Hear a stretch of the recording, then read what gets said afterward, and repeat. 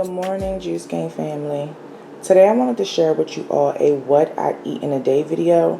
It's been a while since I made one of these videos, and I've really enjoyed making these videos because I love to cook, but I also like to help you all and show you all what I'm eating so that way you can heal your body from PCOS. Because on my older videos before they got deleted, you all would always ask me, what can I eat or what can I do to heal my body so I could get pregnant, so I can heal my body from PCOS. And a low carb diet is what is going to help you. I have been saying this since day one, and now there is so much information out there. You know, I didn't have that information that you all have today. All you have to do is apply it to your life and it will work, and you will see the improvements in your health. So what I have here is a gut shot, and I really enjoy starting my day with these because fermented foods and fermented drinks are really important to have into your diet, especially if you're trying to improve your health. And having good gut health is very important. Our ancestors did a lot of fermented foods. I would really encourage you to do your research on fermented foods, and you will be blown away about the good benefits that it provides for your body and why each and every last one of us should be consuming fermented foods and fermented drinks. Now, I do have another flavor in the refrigerator. It's just a classic regular flavor, but I do like to rotate through the flavors so that way I am rotating the good bacteria that is needed for my gut. So that's basically what I have here in this shot glass. So then I will take my probiotic. This is a coconut water liquid probiotic, and there is no sugar. There is nothing in this. Even in the gut shot, there is no sugar in that either. Let me flip it over on the back so you can see that it says no sugar. Okay? So it's very important that we go for the liquids. A lot of people like to go for the ones in the capsules. I'm not a big fan of those because I never really noticed a difference. And we don't know how long they have been sitting in the warehouse. So they've been sitting in the warehouse for a while, and then it comes to the store shelves and it sits there, and then they charge you all this money for it. At least with the liquid, you know that it's going to do what it needs to do. And I have noticed a big difference from taking the liquids, and the liquids are safe enough to give to your kids. So what I like to do is just take 1 tablespoon of it, and it tells you on the back if you're going to give it to your kids, start out with 1/2 teaspoon.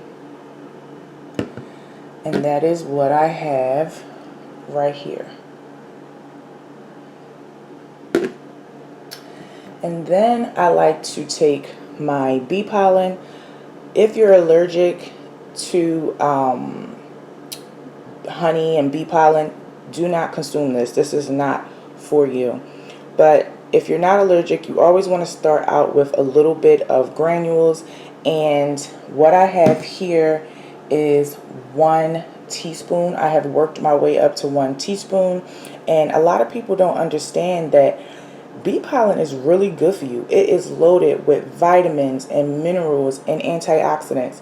And the one thing you want to go for is the bee pollen that is around your area. You want to make sure like you're not ordering, bee pollen from different states, from different companies. Get local bee pollen so that way if you're having allergies, it will help you. And you want to start to consume this before allergy season comes into play, so that way, well, not come into play, but before allergy season comes around, so that way you don't have any issues when allergy season hits. And for me, because I take this, I don't have any issues when March comes and the pollen is just everywhere and all over the cars. And I mean, it was really, really bad this year, but I didn't really have a too bad of a side effect from it because I was taking my bee pollen. The only thing I did have was my eyes did turn red a little bit, but other than that, I was pretty good. So this is how I like to start my morning, with these 3 things, and then I'm going to show you all what I like to have next after this. So now I'm about to have a green drink. This is low carb and it is keto approved. I use lemons, celery, ginger, and cucumber. This is always the base of my drinks. So I did go ahead and juice this ahead of time because I didn't want the video to be too long and I didn't want the juicer loud in the background. But I always like to swap out certain vegetables and add in different ones. Sometimes I'll add kale, sometimes I'll add watercress or dandelion or arugula. But today I just kept it really simple and just used the cucumber, the ginger, the celery, and the lemons.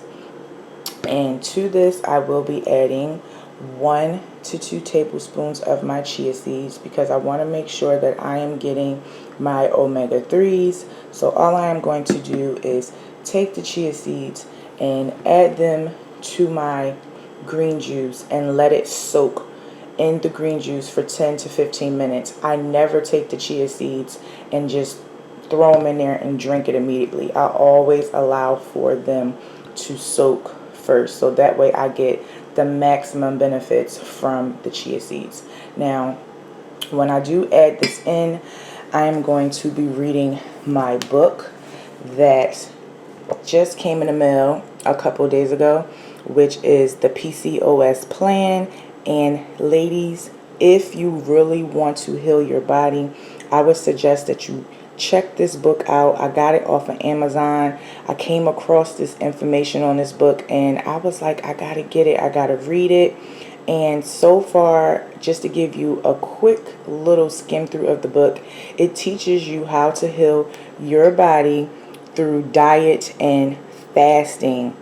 It has so much information in there, and it's basically telling you all what I've been saying since day one. Go low carb, go keto. That is the way that it is going to, help you to heal your body if you're really trying to do this. So I paid for this with my own hard-earned money. The book was $16. This is worth $16. It really is. It gives you a diet plan, what to eat and what to pick up from the grocery stores. It tells you what to avoid, and it goes into details about fasting, and it tells you why you have PCOS, what is happening to you. Ladies, if you're dealing with hirsutism, it goes into details about that, and it literally is a good book. I wish I had this book back when I was 25, when I was trying to get pregnant, because I believe I would have got pregnant a whole lot faster if I would have had this book. But God, had a plan for me and allowed for me to learn my body, and it also allowed for me to learn deep depth about PCOS because I was just so driven to get information on it. But it also helped me to learn about other health conditions in the process. So if you really want to heal your body and understand what PCOS is and what is happening to you, I would suggest that you pick this book up and read it for yourself. I promise you won't be disappointed. So I'm going to go ahead and add this to my drink and go outside and get some vitamin D, which is very important, and finish reading some of this book. So for the first meal of the day, I'm going to be whipping up some beef bacon. You all know I am a big fan of beef bacon. It tastes so good, and it really gives off that salty flavor. You do not have to add any salt to this. The only thing I added to this was some black pepper, as you can see. And then I have over here some fresh asparagus that I'm going to be sauteing up in some butter. And then I have here my quail eggs. I'm going to add 2 quail eggs to 2 of my pasture-raised eggs. And when everything is all done, I will show you all what it looks like. So here's everything all done. Just look at that bacon. It turned out perfect. Beef bacon is so delicious. And then I have my asparagus and my scrambled eggs. And on the eggs, I kept it simple. Just put a little salt and pepper. Now, I was thinking about throwing some sriracha on there. Y'all know how I feel about sriracha on my eggs. But I'm not going to do that because I don't want to overpower the eggs when it comes to my asparagus. So with this, I will be having my favorite, a Zevia drink, which is keto approved, you guys. If you haven't had these, you should test them out. They are really, really good and budget friendly. And you can find them at Walmart. You get a pack of 6 for $4.99. Can't beat that price. And yeah, I'm going to enjoy my first meal of the day because I'm super hungry. So, time to dig in. So now I am about to have a snack. I'm about to have some kale chips. I made these in my dehydrator and I basically added them in my mason jar to keep them nice and fresh.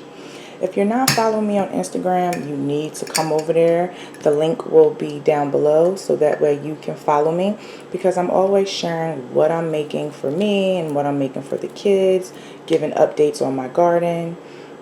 So here are my homemade kale chips. Now to give it the cheesy flavor, I use nutritional yeast flakes, which are loaded with B vitamins, apple cider vinegar, garlic. I added in some macadamia nuts, some red peppers, and I blended everything up.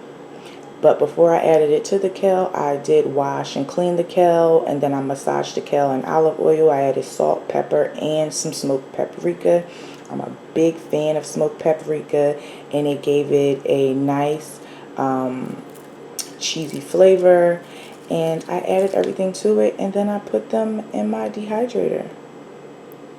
So these are my homemade, low-carb, keto-friendly kale chips. So I'm going to enjoy some of these and take my dog out for a nice walk. So now I'm about to eat a nice light meal, which is a blueberry chicken salad, stuffed avocados. If you've never had this before, you are definitely missing out. This is really good. Instead of having grapes, which is usually in chicken salad, I swapped it out with blueberries. There are a ton of recipes online. Some people like to add rosemary. Some people like to do pecans or walnuts. Well, I added both pecans and walnuts. So yeah, I'm a big fan of both. And both of those nuts are keto approved. Just look at how beautiful everything turned out. You can take this mixture and add it on top of a salad. You can add it to a low carb keto wrap. You can add it to some keto bread. But today I'm adding it to some healthy fats, and that is avocado. So I'm going to enjoy this because I'm going to tell you, I had to taste that mixture and it's really good. So time to dig in. So now I'm about to end my night with some raspberry leaf tea, and I use my teapot to steep my tea. This is the tea for the uterus. I did a video on raspberry leaf tea, so if you're curious about all the wonderful benefits of this tea, go check out that video because you're going to love it. Especially ladies, if you're trying to get pregnant, if you have issues with fibroids, or if you have low iron, this tea will help you. And I'm going to be adding to my tea some natural calm. This is the anti-stress drink. I am a busy mama. I literally am always on the move, and I really need this. This is going to help me to relax, and it's going to help me sleep like a baby. I really do love this supplement. So I'm basically just going to add 2 teaspoons to my tea, and that is what I have right here.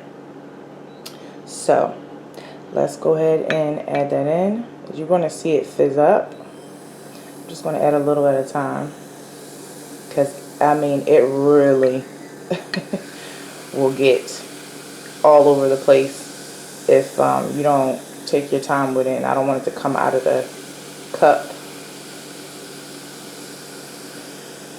So I do not add this to my tea every night. Once in a while I'll do it if I feel like I need it, if I really have a busy day, and today was just one of those days. I'm just being real with y'all. So that is that. And then I'm just going to stir that in and let it cool off a little bit.